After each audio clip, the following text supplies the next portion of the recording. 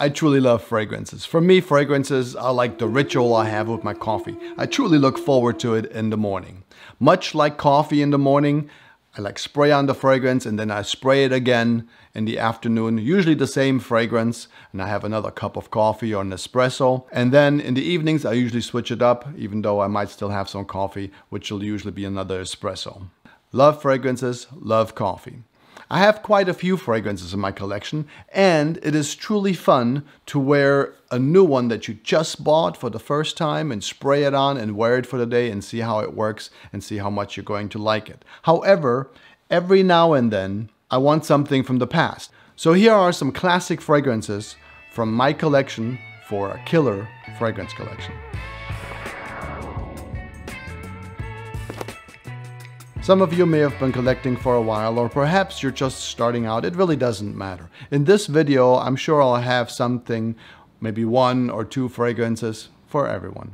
In the world of cars, a classic is an automobile that has at least 20 years or is at least 20 years old.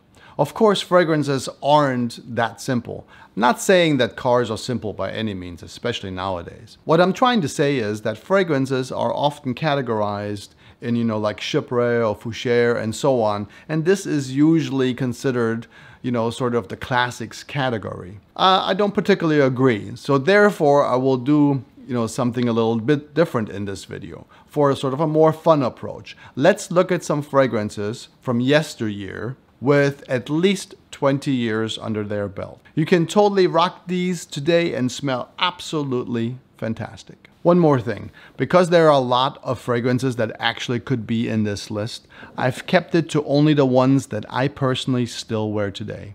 One thing is for sure, however, every single one of these fragrances will have managed to capture the interest of people for all over the world, spanning generations. And how amazing is that?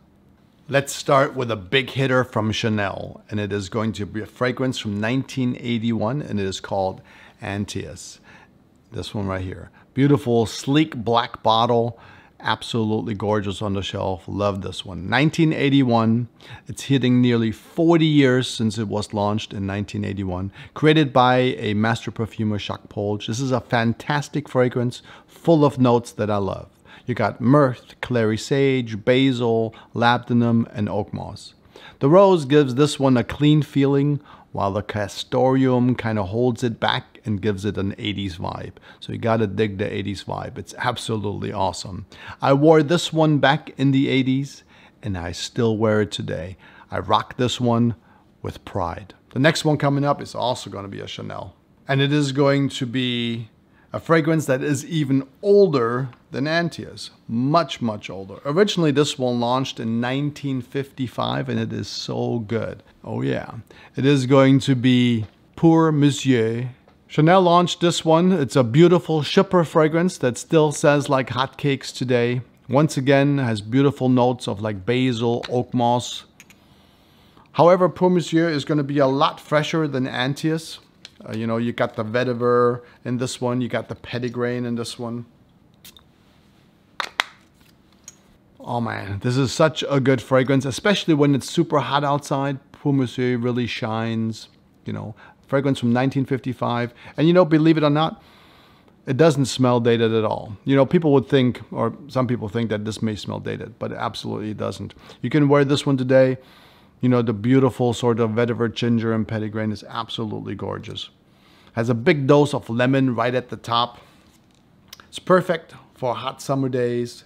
You can spray this one with confidence and style pretty much anytime. Work friendly, absolutely gorgeous. Love Pour Monsieur.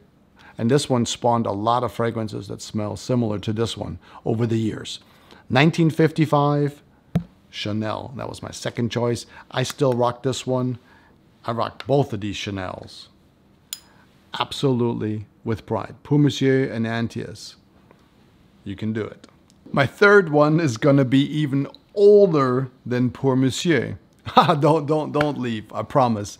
It's worth it. It's worth it. My next one has spawned many, many, many fragrances with the note of lavender all over the world, with such brands like Tom Ford and Killian. So don't leave. And it is going to be Pour un Homme de Caron from 1934. You have to get your nose on this beautiful fragrance, you guys. For you guys who know this fragrance, you know it's worth. And for you guys who don't know this fragrance, for everyone else, let me tell you, this is a masterpiece created by a perfumer called Ernest Dalthoff. Powdery lavender surrounded by a veil of sweet vanilla. Pour un Homme de Caron is beautiful, soft. It's a barbershop fragrance loved by millions for almost a century. It's a beautiful fragrance. It is so good. It's got a little tart, sort of sweet note. Right up top, kind of a little bit green, and just absolutely lovely. As a little side note for you, Caron released a new one called Pour un Homme de Caron Le Soir in 2022. This one right here. It is a nice fragrance. It has a little bit of the original sort of in the background. This one is going to have a touch of orris and violet. So this is a new one to this. I mean, who would have thought that, you have new releases? They haven't had one in a long time from Caron. So this is the newest one. It's Le Soir, and it has orris and violet, sort of getting on that, violet train. Le Soir reminds me a lot of Luna Rossa Black. It's a nice fragrance, and I'm happy I bought it. However, Le Soir is not going to be anywhere near as beautiful as the original Pour un Homme de Caron, 1934. Great fragrance, sweet vanilla lavender, absolute stunner. Love wearing this one today. My next one is going to be a fragrance also from the past. I mentioned Tom Ford a minute ago. My next one smells a lot like Beau de Jour from Tom Ford, even though it was released in the 80s, I think 1986 to be exact. And it is going to be Zino by Davidoff. Stellar little black bottle with kind of a little bit of a dated colored cap. This is a classy fragrance, and it's going to have some rosewood in here, some lavender, some patchouli. You can get this one online for a really, really good price. It's worth every single penny if you ask me. If the Tom Ford isn't for you. I did a comparison video between this one, the Zino from Davidoff, and the Beau de Jour. I did a comparison video between these two. So if you, want to know more about Davidoff Zino or Beau de Jour, I'll link it in the description for you so you can watch it later. But my classics choice, 20 years or more, is going to be Zino by Davidoff. And I do wear this one still when I want a little bit of a Beau de Jour feeling with a classic touch to it. Absolutely great. Before we get into the next fragrance, let me remind you to hit the like button if you are having a good time. Maybe even subscribe to Centrail for more fragrance content. Remember, our fragrance journey starts with but one single scent. My fifth choice is going to be from Boucheron. Yes, it could be Pour Homme from Boucheron, but I personally don't wear Pour Homme since it has similarities with Dior Eau Sauvage, created by Edmund Wodnicka. I clearly prefer the Eau Sauvage 1966 to the Boucheron Pour Homme. So I said we're going to do number 5. So let's make Eau Sauvage fragrance, from Edmund Wodnicka. Let's make it 4.5 and sneak it in between. Dior's Eau Sauvage fragrance is a barbershop fragrance with a note of carnation, lavender, lemon, basil, and a touch of caraway, which gives it a bit of spicy, sweet nuance. There are many more notes in this one, but I won't list them all here. This is a classy, old school barbershop fragrance, perfect for the hot days. And that's Dior Eau Sauvage 1966. Such a good one. Eau Sauvage has a sophisticated masculinity for years to come. And yes, I wear this one, the Eau Sauvage, the regular one. I also wear the perfume, and I also wear the extreme. All of them are fantastic, and I really do enjoy them. Created by Edmund Wadnicka, at least the original one, 1966. Let's back up 1 second to our actual number 5, Boucheron, and I find myself drawn to the 1997 release called Jaipur. This one right here. I mean, isn't that a gorgeous bottle right here? This is an eau de parfum concentration. I like that one just a little bit better. You know, while the Pour Homme and the Eau Sauvage sort of have a mature element in them, Jaipur actually doesn't. It's perfectly wearable for anyone, anytime. This is a lovely scent, sort of sweet vanilla with a touch of spice. Notes like cinnamon, nutmeg. You have a little bit of lemon verbena in there in the background. This is a timeless beauty. You can get this one online for a really, really good price. And it deserves a place in this list. And I actually really do wear this one, because it's just a wonderful scent. And that's Jaipur 1997 from Boucheron. It's a great one if you want to get a classics fragrance. Givenchy also has a stellar fragrance that anybody can wear today without a problem, without even feeling dated or anything like that. It's a perfect fragrance you can wear today. It's created by Alberto Morillas in 1998, and it is called Pie. I mean, look at this gorgeous bottle. It's a little ancient looking there. I'm pretty sure I saw this one recently at like a Sephora or a store like that, which is interesting because it feels like it's making a comeback because of, I guess, the way it smells. Or maybe it never really left. I don't really know. What do you think? Did this one, is it making a comeback? Or did it never really leave? Yeah, Givenchy's Pie. Alberto Morillas, 1998. This one right here is a warm, wow, see the spray on there. Pow! This is a warm fragrance with sort of a green mandarin at the top and a touch of lily and neroli in this one. It gets a little bit nutty and sweet towards the dry down. There's some almond in here as well, I believe. Yeah, so if you want a sort of warm vanilla fragrance with a twist of green, that's what makes it kind of unique. This one is a really good one.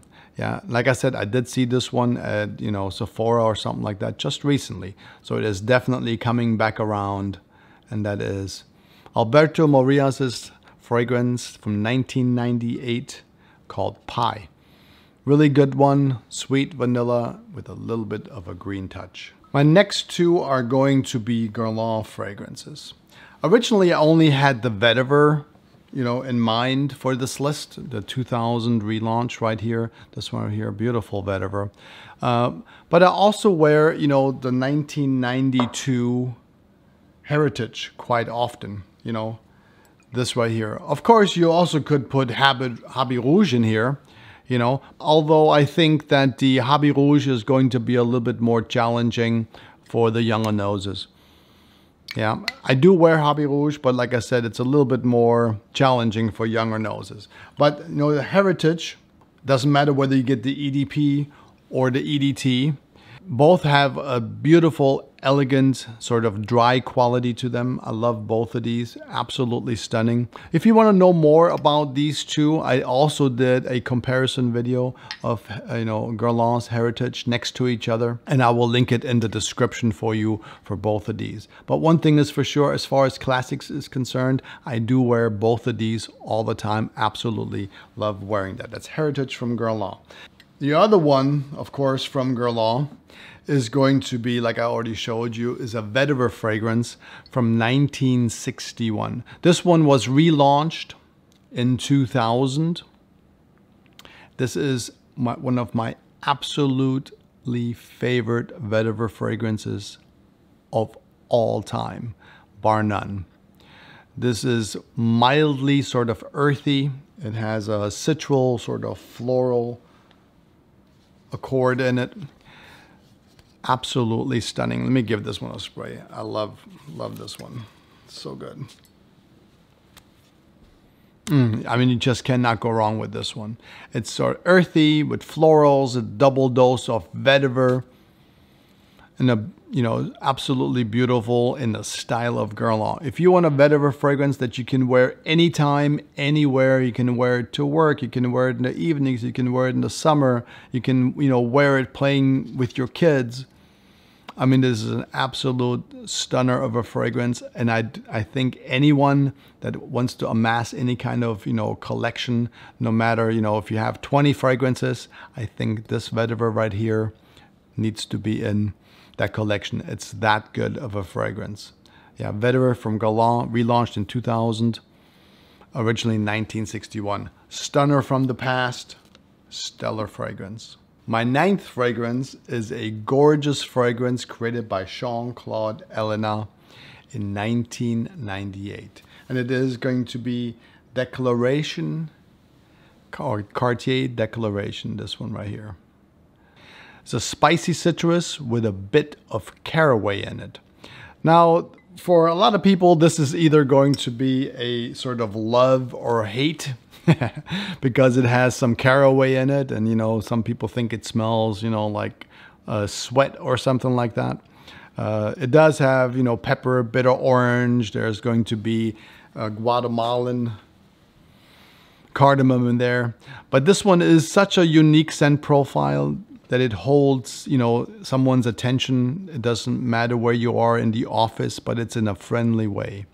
Now, there are other notes in here as well, like iris. There's a little bit of leather in there, but I really find them to be on the secondary sort of tier, right? This is either a love or hate. Personally, I love wearing this one.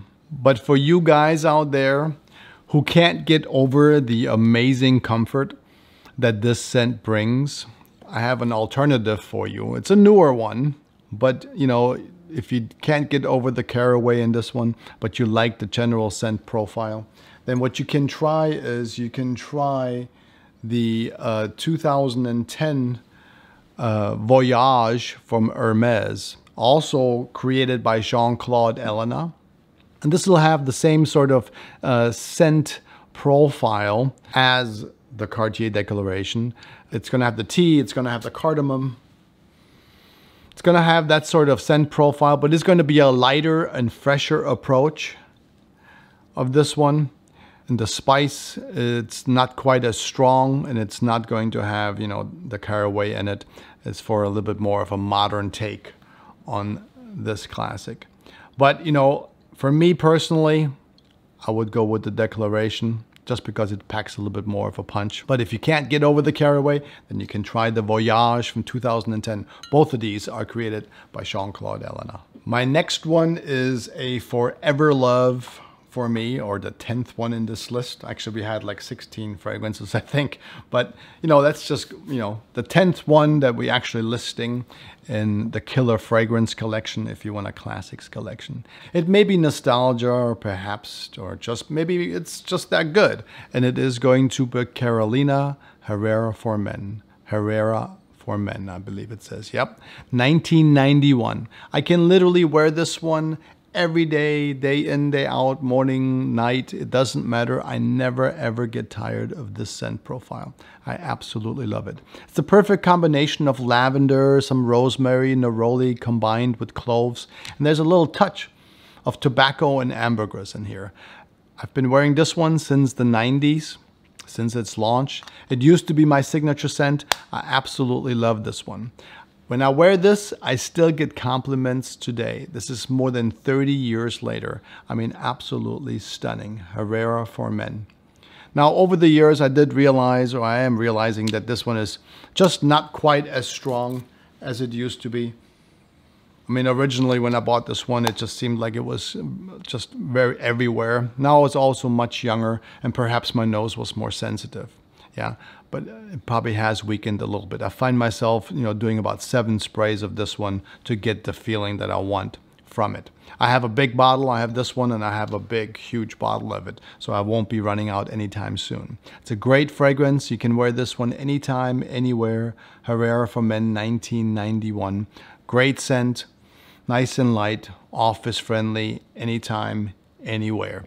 Beautiful one. Love this one. I hope you enjoyed this fragrance rundown of some classics that you could get in your collection, if you want to, build a classics collection for a killer fragrance collection. If you had fun at all, don't hesitate to hit that like button and maybe even subscribe to Central. Because remember, our fragrance journey starts with but one single scent. Okay, until next time, I want you to take good care of yourself. Always smell nice, and I will talk to you soon.